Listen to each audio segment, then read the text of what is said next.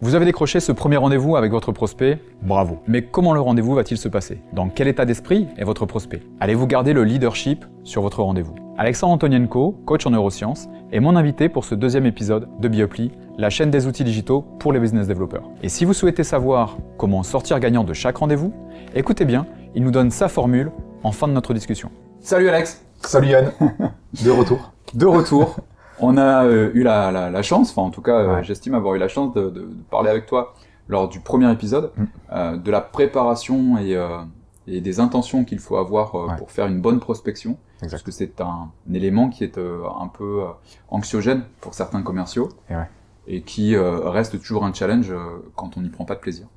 Aujourd'hui, on va évoquer plutôt le rendez-vous par lui-même. Donc on va imaginer que la prospection s'est bien passée, on a obtenu un rendez-vous et on va évoquer tout ce qu'il faut comme ingrédient pour arriver à faire un rendez-vous de qualité. La dernière fois, on a parlé en une bonne partie des croyances que l'on avait et qui pouvaient parfois nous bloquer pour faire de la prospection. Nos croyances par rapport aux images peut-être qu'on avait déjà du job, de commercial, du sales. Est-ce que là, il y a aussi des croyances qu'on peut embarquer jusqu'au rendez-vous? Est-ce qu'il y a des croyances dont on peut subir un peu l'effet pour la prospection et qui nous suivent en fait lors du rendez-vous? Alors je vais te raconter une histoire pour répondre à cette question parce que j'aimerais vraiment qu'on image, parce que c'est exactement ça. C'est-à-dire que nos croyances, elles sont là tout le temps. Autant une représentation mentale avant un rendez-vous ou prendre le téléphone, c'est une chose, mais la croyance, tu vas la poser sur la table dans ton rendez-vous. Et j'ai une histoire que j'avais sûrement déjà contée, mais en tout cas j'aimerais un peu la remettre à jour. C'est l'histoire de mon frère. Mon frère, il avait une croyance qui était que les barbus, c'était des escrocs. C'est un peu comme ça qu'il le disait. Je sais pas comment le prendre. Voilà. Et en fait, ce qui est très intéressant, c'est que quand on regarde cette croyance, elle s'est construite à travers ce dont on avait parlé sur le premier épisode, qui est ce qu'on appelle les associations neurologiques.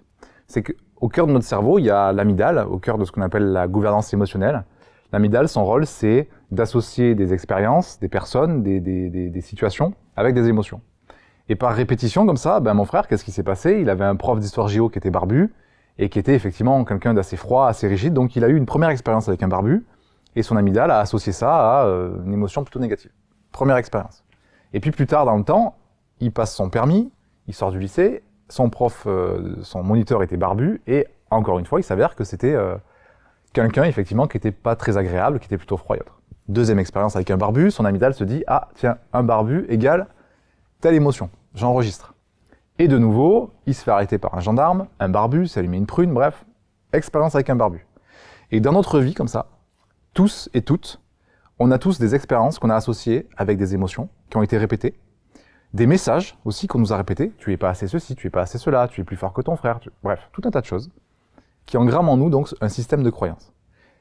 Et ce qui se passe, c'est que lorsque j'ai une croyance comme celle-ci qui est les barbus égale escroc égale con, par exemple, et quand je vais me retrouver face à un barbu, par exemple dans une relation commerciale, mon cerveau va se dire « Ah, t'as vu, c'est un barbu ». Et c'est inconscient, c'est-à-dire que là, on est de nouveau dans le schéma d'apprentissage inconsciemment incompétent dont on avait parlé au début, dans le premier épisode. J'ai pas conscience de ça et pourtant je vais vivre des émotions. Je vais vivre des choses qui vont me bloquer dans mon rendez-vous. Alors ça peut être une croyance sur l'autre, mais ça peut être aussi des croyances sur soi qu'on embarque dans notre rendez-vous. Et ce qu'il faut bien comprendre, c'est que il y a ce qu'on appelle dans la relation commerciale le cercle vertueux et le cercle vicieux. Et c'est très important, dès les premières secondes du rendez-vous, d'être très au clair sur qu'est-ce que moi je crois de moi, qu'est-ce que je crois du contexte actuel. On parle et on voit bien que le contexte aujourd'hui, on croit, je le vois dans mes accompagnements aujourd'hui, on est persuadé que ce contexte de crise sanitaire et autres, c'est un contexte où c'est plus difficile de vendre, il faut être encore plus compétent dans la vente, il faut être encore plus virulent dans la vente. C'est faux, c'est qu'une croyance en fait. C'est-à-dire qu'aujourd'hui, j'ai encore plus de facilité à vendre parce qu'il y a une prise de conscience différente. Donc ce que je crois, je vous l'ai dit au début, ce que je crois, je le crée. Le cercle vicieux, c'est quoi? J'ai un barbu en face de moi. Déjà, je vais passer dans ce qu'on appelle un état interne. L'état interne, c'est « Ah, t'as vu, c'est un barbu. » Ok, donc déjà, lui, à mon avis, c'est un gros con. État interne, plutôt forcément négatif. Parce que mon amygdale, elle s'est dit j'ai déjà vécu des expériences avec des barbus. Donc déjà, dans ma démarche commerciale, mon intention, ma vibration, tout ce qu'on a évoqué au début, c'est pas très positif.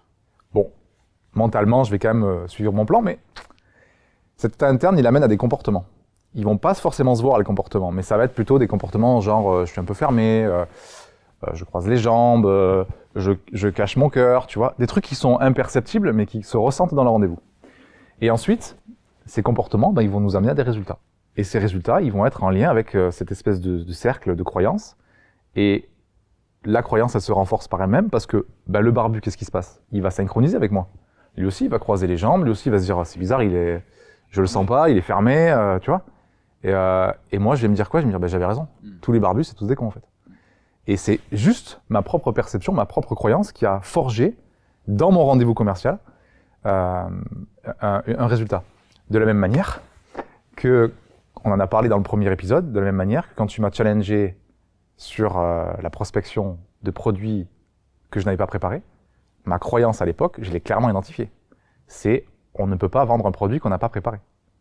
Et il a fallu d'abord que je travaille cette croyance, que je me dise qu'est-ce que je crois, comment je peux confronter cette croyance. On va voir, il y a des outils pour ça, pour créer ce cercle virtueux, c'est-à-dire je crois que tout est possible, je crois que je peux être dans cette curiosité dont on a parlé. En tout cas, plus j'ouvre mes croyances, plus j'ouvre mon état d'esprit et plus je suis dans l'ouverture, et plus je crée des cercles virtueux dans la relation.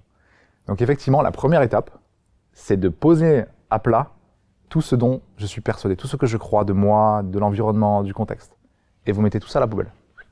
Et vous le marquez s'il faut, et vous le foutez à la poubelle, et vous ouvrez votre esprit à « Ok, maintenant, je découvre, je suis curieux, et le moins de croyances possible. » Là, on parle de croyances limitantes, et le but, c'est de garder le maximum de croyances ressources.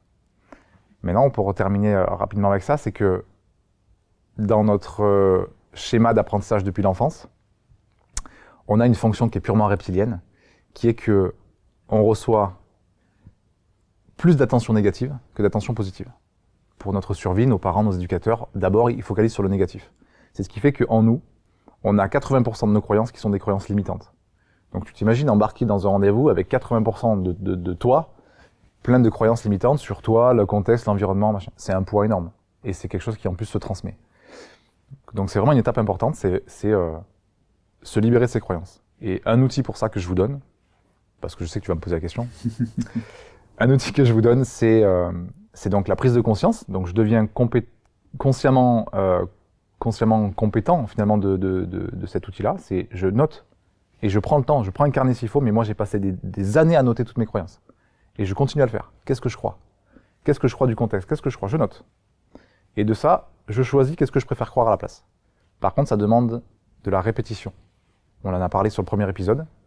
La meilleure façon de se programmer, il y a 3 façons de le faire. Il y a 3 façons de se programmer en tant qu'individu, de programmer son cerveau, son esprit. La première, c'est l'hypnose. Alors, on peut faire de l'auto-hypnose. Moi, j'y crois pas. En tout cas, l'hypnose, c'est une façon de se programmer. La deuxième, c'est la répétition. Plus je répète, plus je répète, plus je répète, et plus je répète, et plus je me programme, et plus ça devient facile, et plus je prends du plaisir. Et la troisième façon, c'est l'image. On en reparlera. Mais en tout cas, la répétition pour les croyances, c'est super important.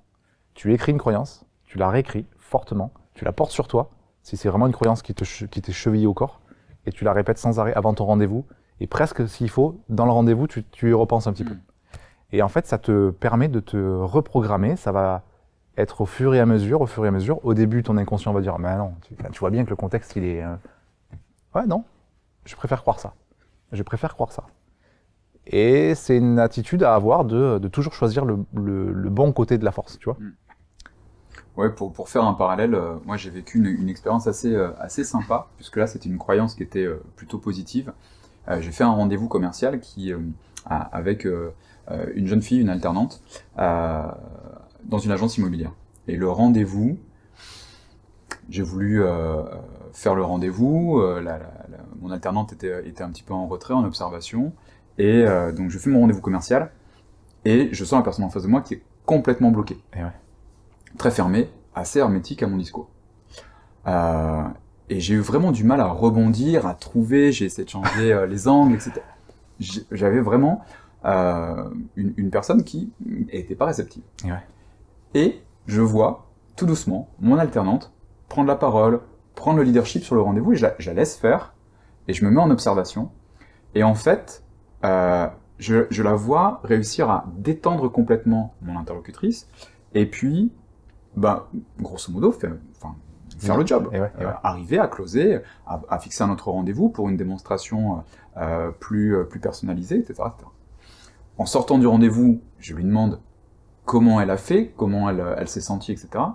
Et en fait, sa réponse, elle m'a un petit peu fait halluciner. C'était, moi je sais que je suis forte en relations commerciales avec les femmes. Et comme elle a vu que je n'arrivais pas, elle s'est dit, moi j'ai pas de difficulté, puisque je suis forte avec les femmes. Et donc elle s'est lancée, elle n'était pas encore formée sur le produit, etc. Et elle était tellement convaincue d'avoir cette facilité, et puis c'était certainement vrai, mais que justement elle a pris leadership et ça a fonctionné. C'était magique à voir. Et son explication de toute façon, j'ai ce talent avec les rendez-vous féminins, que ça m'a vraiment estomaqué de savoir que, de constater que cette croyance était impressionnante. Était pour le coup en plus aidante complètement. Et c'est fou parce qu'il y a tout un tas d'études qui ont été faites là-dessus, sur justement le pouvoir de la croyance et puis cet effet un peu placebo, c'est-à-dire pas non seulement placebo dans le fait que ce soit médicamenteux, mais dans placebo dans les résultats qu'on peut avoir. Et on a tous des effets placebo et l'inverse c'est le nocebo. Et le nocebo, c'est quand tu es persuadé que tu n'as pas les compétences, quand tu es persuadé que il y a tout un tas de choses pour lesquelles on est persuadé. Et surtout qu'on nous a transmis ça depuis des générations. Mais c'est un super exemple parce qu'effectivement, elle a eu le résultat pour lequel elle était persuadée. Elle savait que elle était forte là-dessus. Donc c'est tout un retravail sur soi. Ça prend du temps.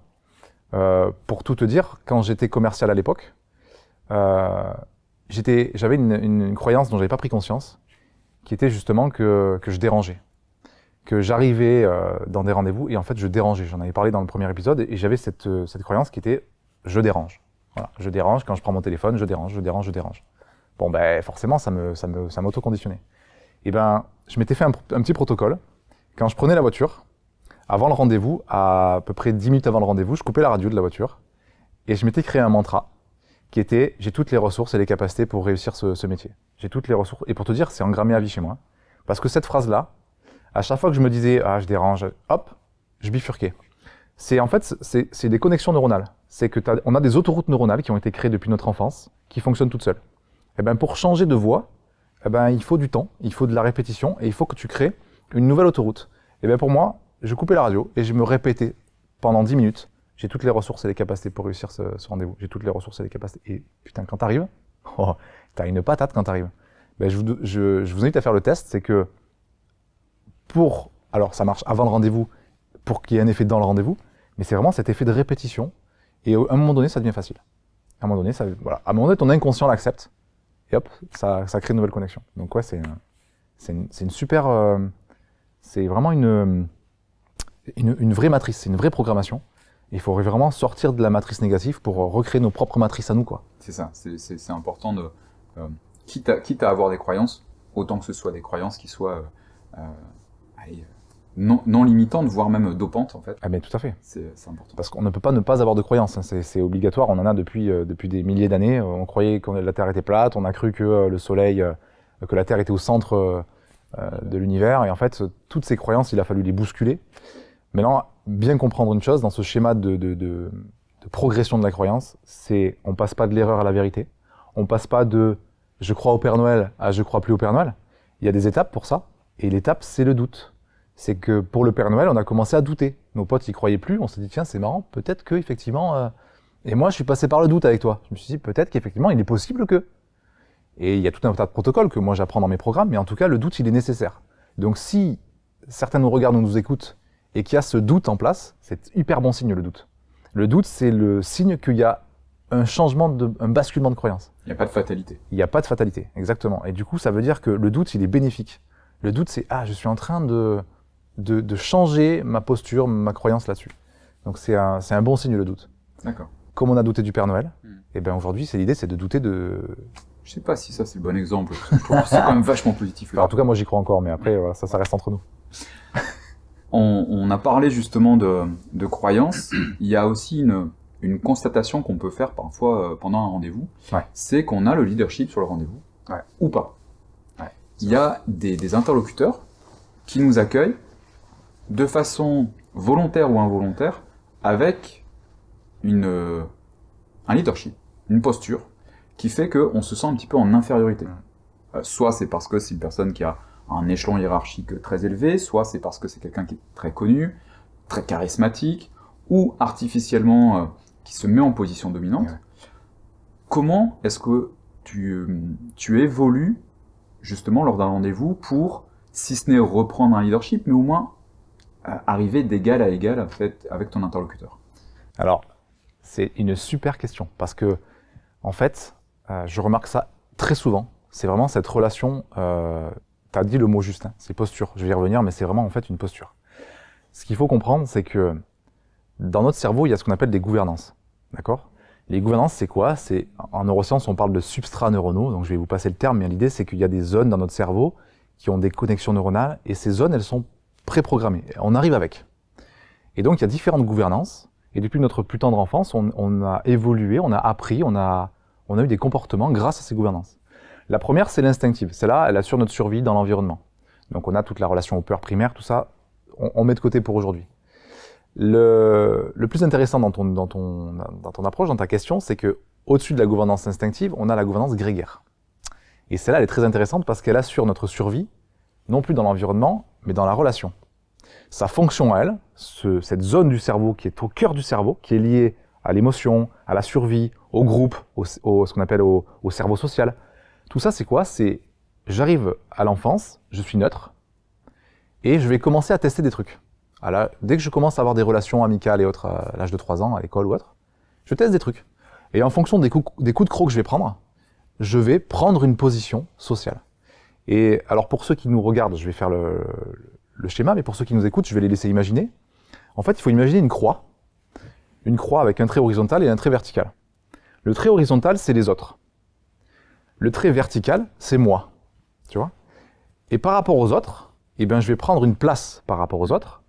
Et ça va se faire en fonction de ce qu'on appelle, c'est une hormone qu'on appelle la sérotonine, bref, on va prendre une position en fonction des coups de croc que je vais prendre. Si je suis dans la cour et qu'on me pousse et que je réagis pas, parce que, bref, je vais me positionner. Mais le plus intéressant dans ta question, c'est l'axe vertical.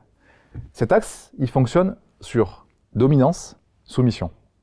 En gros, je vais me positionner par rapport aux autres. Est-ce que je suis plutôt dominant ou est-ce que je suis plutôt soumis ?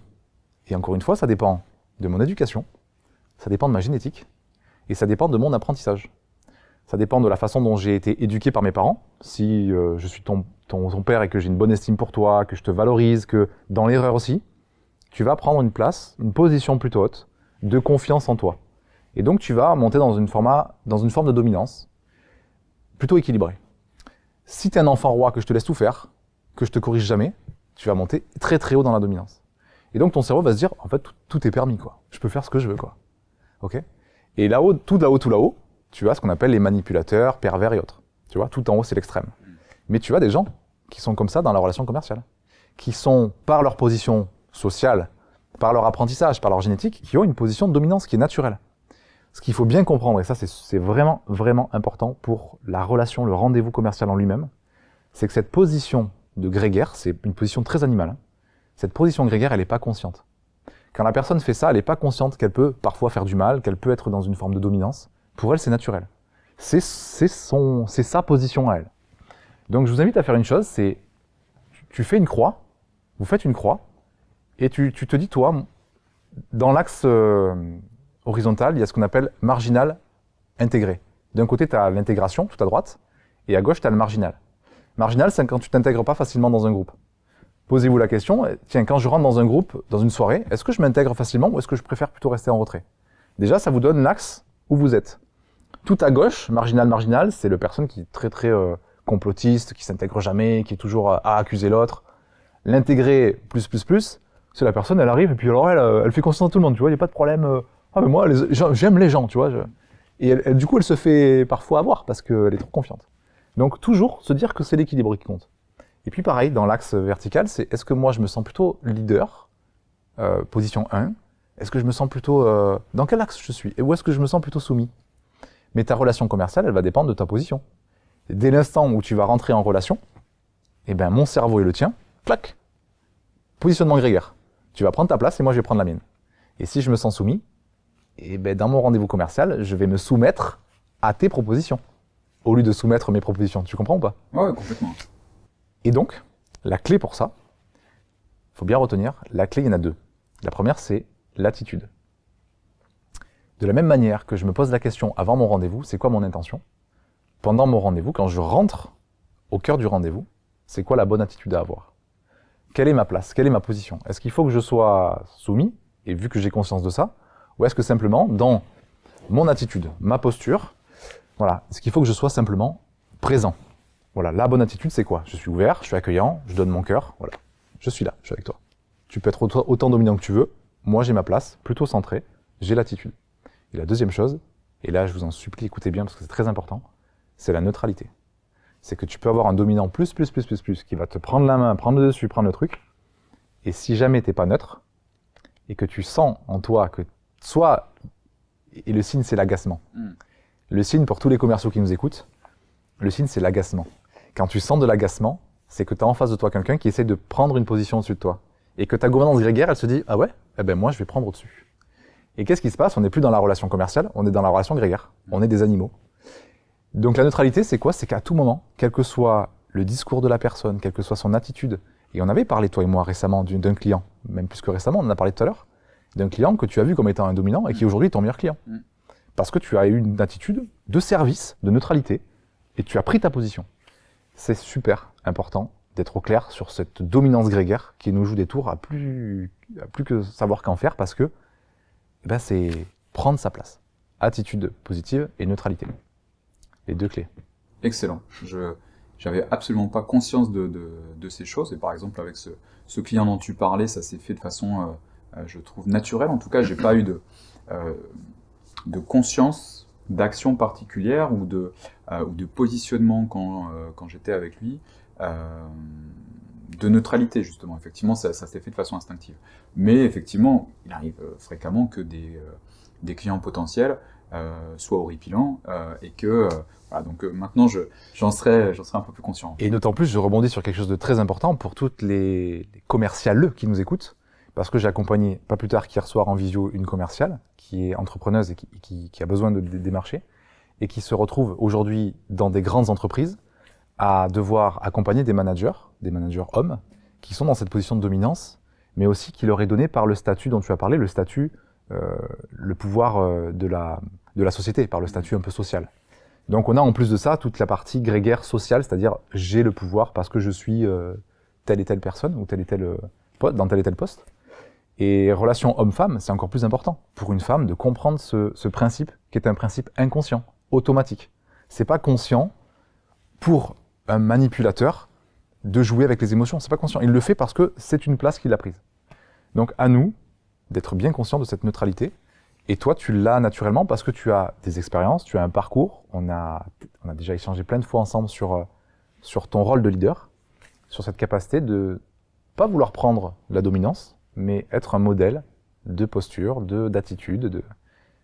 Tout est relatif. Je ne sais pas si toute l'équipe sera d'accord avec ça, mais en tout cas, effectivement, sur le fait de laisser de la place, j'essaye effectivement de le faire. Et là, on parlait des personnes qui n'avaient pas cette volonté farouche de se positionner, pour lesquelles c'est inconscient, mais il y a aussi ceux où on voit en fait une espèce de mise en scène. J'avais dans une autre vie, quand j'étais en grande distribution, une posture d'acheteur, par exemple, et un de mes PDG que j'appréciais beaucoup parce qu'il avait d'autres qualités humaines de manager, en négociation, il y avait tout un protocole d'accueil. Alors c'était dans une autre vie, franchement, je pense que l'évolution de la grande distrie permet peut-être un petit peu plus de bienveillance, mais par exemple, il augmentait le chauffage volontairement dans la pièce pour déstabiliser l'interlocuteur qui très souvent lui arrivait en veste, etc., alors que lui était en chemise, et il se permettait, par exemple, à l'époque c'était encore autorisé, de fumer dans la pièce. Et c'était des gitanes, je crois, qu'il fumait à l'époque, pour déstabiliser encore plus le commercial qui venait le démarcher. Et est-ce que quand tu vois ce genre d'action aussi, il y a des leviers pour justement arriver à garder le contrôle sur le rendez-vous et à ne pas céder à cette recherche de volontaire, cette fois, de différence de niveau? Alors c'est encore une fois une bonne question, parce que ce que tu expliques là, je l'ai vécu aussi de manière différente. pour un rendez-vous que j'avais passé, pour un grand groupe. Et en fait, cette volonté, on va dire, parce que c'est pas vraiment une volonté, mais ça l'est un petit peu, de déstabiliser, c'est ce qu'on appelle un jeu psychologique, d'accord ? C'est un jeu qui nous emmène à utiliser des leviers, justement, psychologiques pour déstabiliser la personne, pour évaluer son niveau d'adaptabilité. Et la clé, à ce moment-là, c'est justement l'adaptabilité. C'est que on a une partie dans notre cerveau qu'on appelle le cortex préfrontal. Cette partie du cerveau-là, elle est justement la clé d'adaptabilité. C'est qu'à toute situation inconfortable, imprévue, instable, comme on arrive, il fait hyper chaud, toi t'es en veste, et toute cette dimension-là, elle nous amène justement à activer ce levier de l'adaptabilité. Et c'est vraiment une zone qui est très magique et qui nous différencie justement des animaux, c'est ce cortex préfrontal. Et pour ça, il faut apprendre vraiment à tout moment, dans des moments comme ça où on se dit soit j'ai été piégé, soit il y a un jeu psychologique qui se joue et c'était pas prévu, à rentrer dans cette dimension préfrontale. Et pour ça, je vous ai donné un outil la dernière fois, un outil très simple. Il faut juste appliquer ce fameux stop dont je parlais. C'est-à-dire, quand un imprévu arrive, c'est un stop qui peut durer pas longtemps. Mais ce stop, c'est justement d'éviter d'être dans l'arrière des automatismes du cerveau. C'est-à-dire, instinct de survie, il fait trop chaud. Dès que je suis en automatique et que je reste sur les feux rouges là, c'est foutu. Moi, je me rappelle mon rendez-vous où je te l'ai dit, je m'étais vraiment, mais j'avais l'impression de me liquéfier, c'est-à-dire que je n'avais plus rien sur quoi m'accrocher. Mon discours, je tremblotais les mains moites et tout parce que j'avais été piégé et je m'y attendais pas. Donc cette posture préfrontale, c'est stop, juste un instant, quelques secondes, juste pour reprendre la posture préfrontale. Et c'est de vraiment à ce moment-là penser que c'est un jeu qui est en train de se jouer. Et comme c'est un jeu qui se joue, il faut rentrer dans le jeu. Et le jeu, il demande d'être hyper authentique. Et ça, c'est vraiment rare parce que quand on se sent piégé, on n'est plus authentique. Et la clé, c'est quoi ? C'est l'authenticité. C'est vraiment comment je peux être pleinement authentique. Et peut-être même de jouer avec le côté chaleur, de jouer. Et en fait, l'authenticité va nous permettre de débloquer ce levier, de vouloir absolument prendre la maîtrise, le contrôle. Parce que à ce moment-là, qu'est-ce qui se passe ? L'arrière, il se dit, il faut que tu contrôles. Contrôle ce qui se passe, contrôle. C'est affreux. Parce que tu contrôles ce qui est en train de se passer à l'intérieur et tu peux plus contrôler ton rendez-vous. Donc l'authenticité, c'est à tout moment de se dire, ok, qu'est-ce que je ferais si j'étais pleinement authentique là ? Bon peut-être que je commence à enlever ma veste, tu vois, et je m'adapte à la situation. Donc préfrontal, c'est vraiment vous imaginez, stop, comment est-ce que je peux m'adapter à la situation en étant pleinement authentique, tu vois ? Alors c'est pas une question simple que tu poses, et pour le coup, il n'y a pas vraiment d'outils spécifiques, il faut juste prendre conscience que c'est un jeu psychologique, et que là, il y a un persécuteur et une victime. Et que vous êtes victime d'un persécuteur. Et est-ce que je reste victime ? Ou est-ce que moi, je m'extrais du jeu et je joue avec ça aussi ? Si je me sens victime, je vais passer en instinctif. Si je m'adapte et je ris de la situation, tu vois. Ça peut être intéressant, en tout cas, à tester au fur et à mesure. J'ai vu, parce qu'il le faisait régulièrement, alors de façon différente, on avait évoqué aussi le fait de faire attendre très très longtemps. J'ai vu un jour une personne avoir la réponse qui m'avait séché en fait. C'était un directeur commercial qui était venu tout seul. C'était une grosse négociation de début d'année. Et je ne sais pas si on peut dire des marques, mais c'était un directeur régional de chez Hachette qui était arrivé, qui s'était arrêté effectivement, qui avait souri, qui avait tombé la veste et qui avait demandé une cigarette. Ça vous embête si voilà, j'en ai pas pris, je peux vous en prendre une. Exactement. Et là, ça avait même fait sourire mon PDG, et ils étaient arrivés de suite à équilibrer effectivement. Alors on avait gardé quand même la chaleur, même en chemise, mais on avait complètement rééquilibré la position. Et c'était, j'ai pris conscience que tu es en train d'essayer de me déstabiliser. Exactement. Et deux, regarde, ok, on passe à autre chose parce que ça ne marchera pas. Et en fait, ça a été très très bienveillant comme entretien, c'était beaucoup plus positif que d'autres qui s'étaient passés, parce que justement, il avait dit ok, je vais jouer à ton jeu, je vais tomber la veste et je vais même pas te demander si j'ai la permission de le faire, et en plus, je vais te taxer une clope pendant que j'y suis, parce que je vais te montrer que ça me dérange pas. Ah, et si on se sent assez à l'aise et authentique pour jouer au jeu, c'est super intéressant, parce que finalement c'est ce qu'on attend en fait. C'est un peu comme si t'arrives et je te propose un jeu d'échecs, et j'ai déjà avancé une pièce. Qu'est-ce que tu fais ? Est-ce que tu rentres dans mon jeu ou pas ? Alors si tu dis je sais pas jouer aux échecs, je sais pas jouer aux échecs, et tu peux dire c'est quoi, vas-y, c'est quoi, je joue quoi. Et c'est ça être authentique pour moi, c'est cette bascule quoi, préfrontale. Tiens, je découvre un truc, voilà, je teste. Et c'est un bon exemple en tout cas parce qu'on est souvent déstabilisé par ce jeu à la fois de position. Il y a vraiment les jeux des 2P, hein, le jeu de position et le jeu psychologique qui se joue alors tout le temps en rendez-vous commercial. Et plus tu vas démarcher des sociétés importantes, des groupes importants, plus en plus, toi, tu rajoutes un 3e P qui est la pression. Le jeu de pression. Et la pression du jeu tue le plaisir du jeu, justement. Donc ça, en rendez-vous, c'est pareil. C'est être capable aussi de tempérer la pression qu'on se met à nous-mêmes. Parce que j'ai un exemple qui est très simple pour comprendre ça. Imagine une poutre au sol. Tu imagines une poutre que tu poses par terre, une poutre de gymnaste qui fait à peu près 10 cm comme ça de large, et tu la poses par terre. Et je demande à tous là, et à toi en premier, de marcher sur cette poutre, on va dire qu'elle fait à peu près 10-20 mètres, et tu marches sur la poutre. Et ça, c'est ton rendez-vous commercial. Le bout de la poutre, c'est ton objectif, c'est de réaliser le rendez-vous, de signer. De closer. De closer, voilà. Et donc, tu vas faire quoi? Tu vas marcher sur la poutre, et puis tu vas être un peu déstabilisé, tout ça. Tu marches tranquillement à ton rythme sur la poutre. Tu fais ton lead. Ça, c'est quand tu mets pas de pression. Maintenant, quand tu mets de la pression, on va imaginer que la poutre, tu la mets entre 2 immeubles. Pour ton cerveau, c'est exactement la même chose. C'est que lui, il va faire quoi? Il va focaliser sur, non pas le trajet et le closing, il va focaliser sur le vide qu'il y a entre toi et la poutre.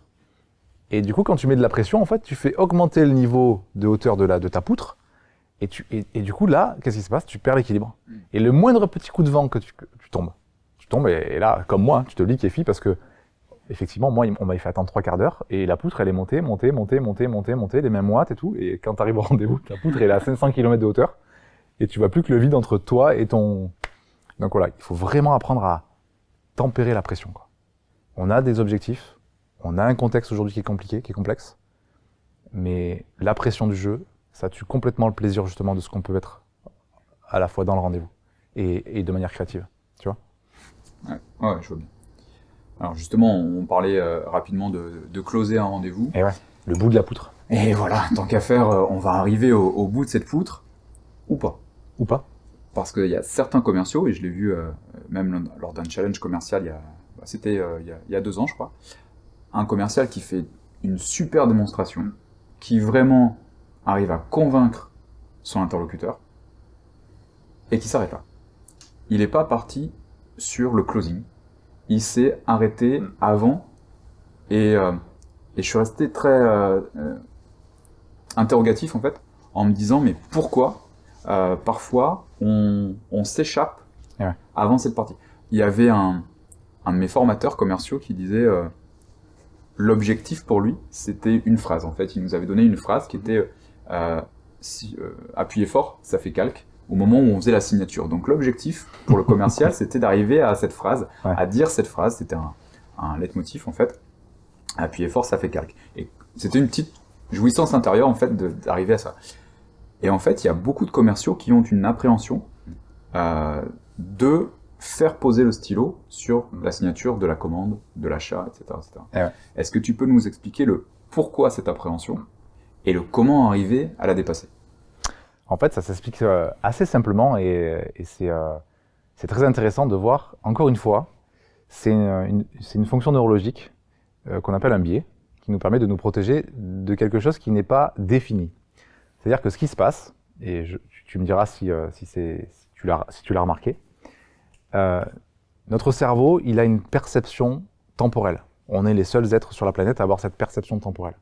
Et cette perception temporelle, qu'on appelle un horizon temporel, elle nous projette, elle nous permet justement, notamment avec ce cortex singulaire dont on avait parlé dans le premier épisode, d'anticiper quelque chose. Et notamment d'anticiper finalement la conclusion de la vente. Et cet horizon temporel, quand on n'en est pas conscient, ce qui se passe, c'est que dans notre relation commerciale, on ne va pas définir clairement les choses pour nous et pour le prospect. Ça veut dire qu'un horizon temporel pour notre cerveau, c'est très court terme, moyen terme, et puis plus moyen terme, plus long terme. Pendant le rendez-vous, ou même pour mon entreprise, en tout cas, on reste dans le rendez-vous, on va avoir 3 horizons comme ça qui vont se définir, soit inconsciemment, soit consciemment. Donc, premier horizon, souvent, c'est il faut que je me présente, il faut que je présente le produit, voilà, ça c'est clair. Et deuxième horizon, c'est peut-être la démonstration, mais on n'a pas clairement identifié nos horizons. Quel était l'horizon final? Et ça, le problème, c'est que on peut le faire dans notre tête, on peut se dire, oui, il faut quand même que je close, il faut quand même que je conclue, mais on ne le formule pas. Et la plupart des problèmes de closing, ils viennent pas du closing, ils viennent de ce qu'on appelle les préliminaires. C'est que quand tu as défini des préliminaires, c'est 98% de ta vente derrière. Et je t'ai souvent rappelé, je t'ai souvent formé par rapport à ces préliminaires, que j'avais appelé les 5 P, les 5 préliminaires. Le 5A, je crois qu'on avait fait aussi, approche, tout ça. Et pourquoi ? Parce que dès que tu fais ça, tu vas pour toi définir des horizons temporels et surtout pour la personne.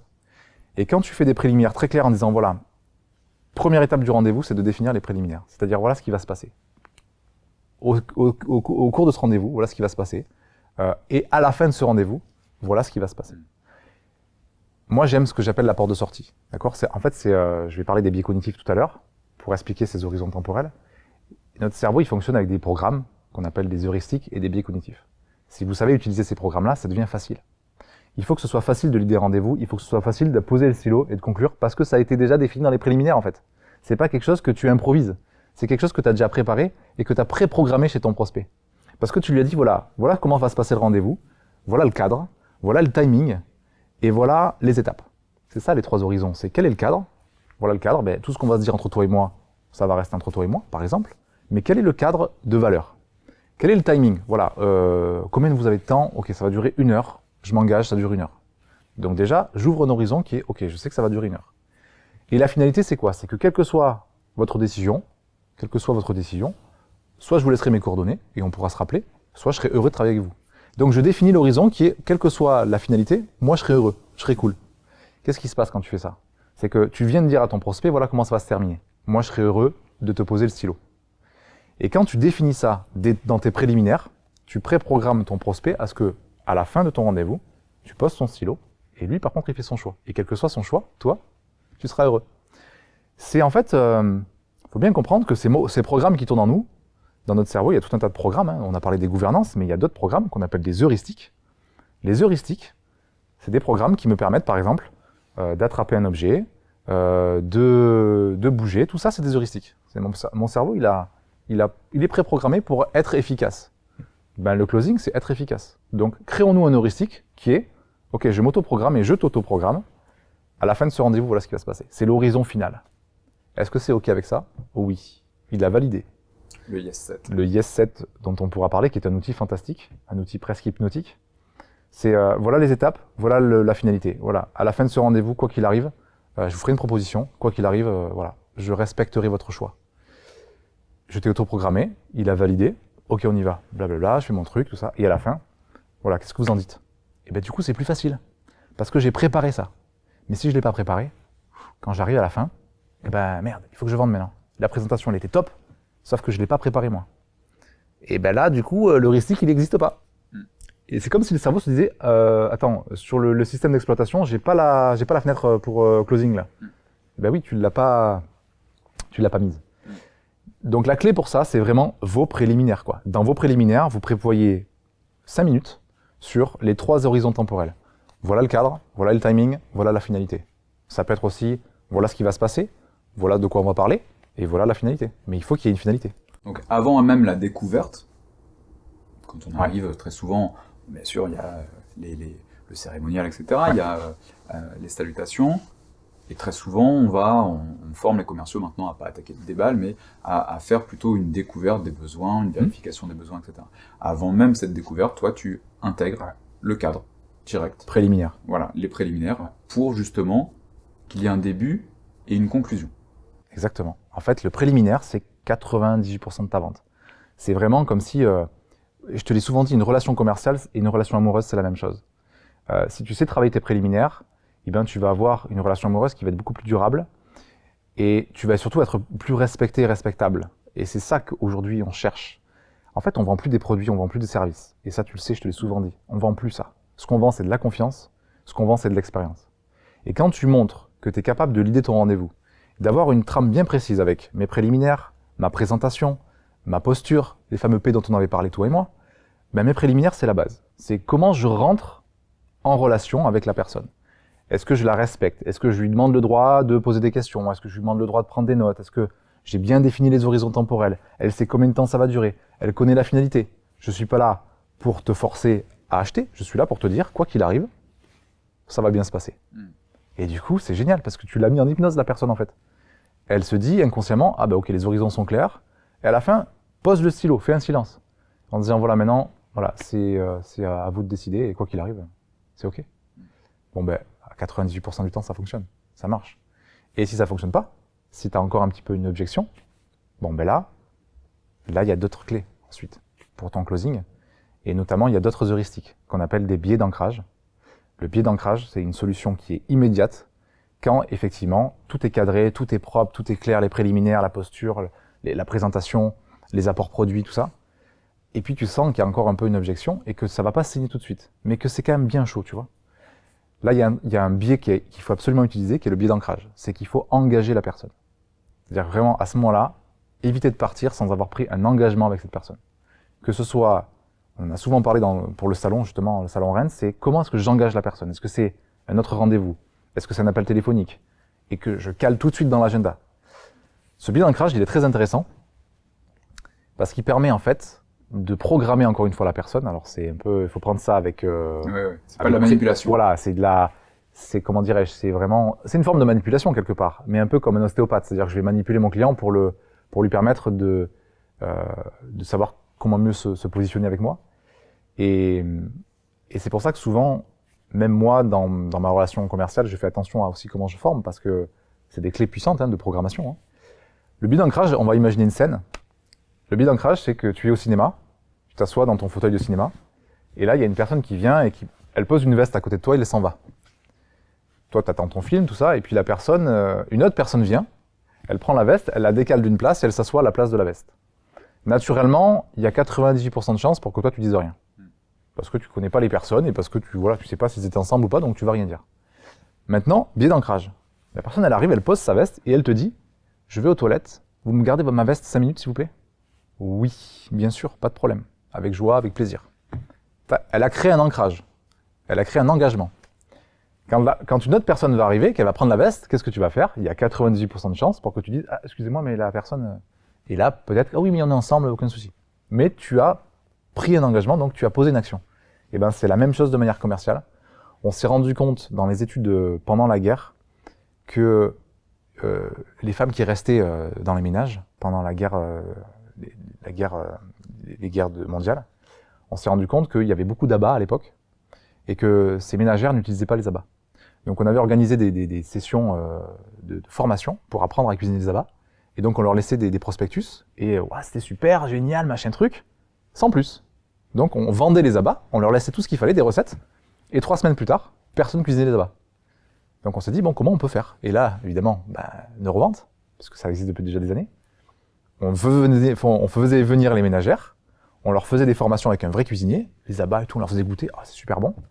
On les faisait se rasseoir et on leur disait, qui de vous a envie et va cuisiner des abats? Levez la main, elle lève la main, elle s'engage. Et là, 3 semaines plus tard, on se rend compte qu'il y a des cuisinières, des ménagères qui cuisinent des abats. Ce biais d'ancrage, il est très important. C'est que j'ai pas conclu, il faut que je crée un ancrage. Est-ce qu'on reprend en rendez-vous? Quand est-ce qu'on s'appelle? Quand est-ce que je reviens vers vous? Mais dites-moi, prenons un engagement, vous et moi. Et c'est une forme de closing aussi. Donc soit, préliminaire, je pose mon stylo, j'ai préparé, j'ai mon horizon. Soit, j'ai pas bien préparé, je crée un ancrage. Un ancrage positif de quand est-ce qu'on se recontacte, à quel moment, à quelle date. Et je l'engage. Super. Super, bonnes astuces et ça fait le lien aussi avec un livre dont on aura l'occasion de parler de Cialdini qui parle de tout ce qui est... Alors justement c'est influence et manipulation, mais c'est plutôt de réfléchir à l'impact des actions commerciales. Et effectivement ces biais sont largement évoqués dedans, ça fait partie des grosses références des livres pour commerciaux.